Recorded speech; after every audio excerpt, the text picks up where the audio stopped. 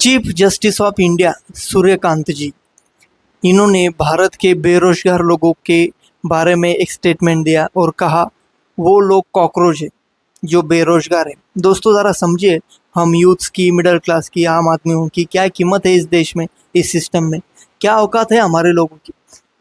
बस एक कॉकरोच की तरह देखा जा रहा है हमको। जस्टिस ऑफ इंडिया सूर्यकांत जी ने इंडियन यूथ का अपमान ही किया है। एक ऐसे पार्टी ने सिर्फ 4 दिन में इंस्टाग्राम पर देश की सबसे पावरफुल पॉलिटिकल पार्टी बीजेपी को पीछे छोड़ दिया। क्या आप यकीन करेंगे कि ऐसी पार्टी जो सिर्फ एक हफ्ते पहले बनी है, उसने सोशल मीडिया पर पूरी तरह से तहलका मचा दिया है। जी हाँ, मैं बात कर रहा हूँ कॉकरोच जनता पार्टी यानी सीजेपी की, जिसने सिर्फ 4 दिनों में 15 मिलियन यानी 1.5 करोड़ से भी ज़्यादा फॉलोअर्स गेन कर लिए हैं। लेकिन इसके फाउंडर ने अब एक ऐसा शॉकिंग बयान दिया है जिससे पूरे इंटरनेट पर खलबली मची हुई है। उन्होंने कहा है कि इंडिया में कदम रखते ही उन्हें सीधे जेल जाना पड़ेगा, यानी भेज दिया जाएगा। अब सवाल यह है कि आखिर इस कॉकरोच जनता पार्टी के पीछे असली मास्टरमाइंड कौन है।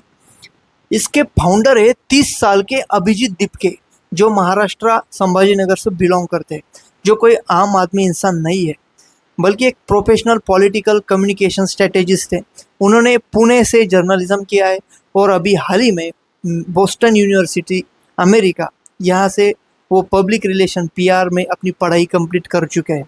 यानी डिजिटल मैसेजिंग, ऑनलाइन कैंपेनिंग और नैरेटिव कैसे सेट करना है, इस भाई को बहुत अच्छे से पता है।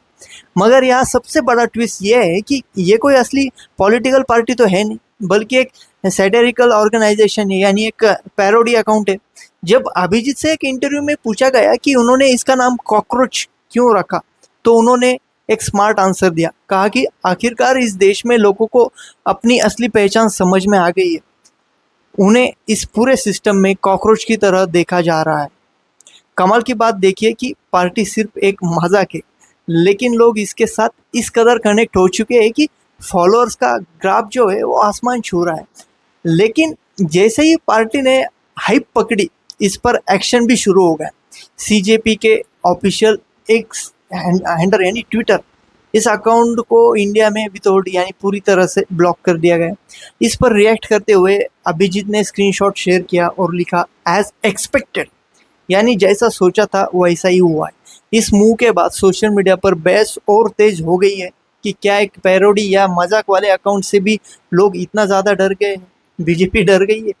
अभिजीत दिपके इस वक्त अमेरिका में है और द रेड माइक को एक इंटरव्यू में उन्होंने कहा कि उन्हें लगता है कि वो जैसे ही दिल्ली एयरपोर्ट पर लैंड करेंगे, दिल्ली पुलिस का एक काफिला उन्हें रिसीव करने आएगा और सीधा उनको तिहाड़ जेल में जाना पड़ेगा।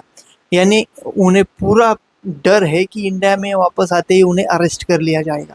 फिलहाल इस कॉकरोच जनता पार्टी को सिर्फ आम लोगों का ही नहीं है, बल्कि कई बड़े ऑपोजिशन लीडर्स जैसे महुआ मोइत्रा, अखिलेश यादव और देश के बड़े बड़े स्टैंड अप कॉमेडियंस का भी खुला सपोर्ट मिला है।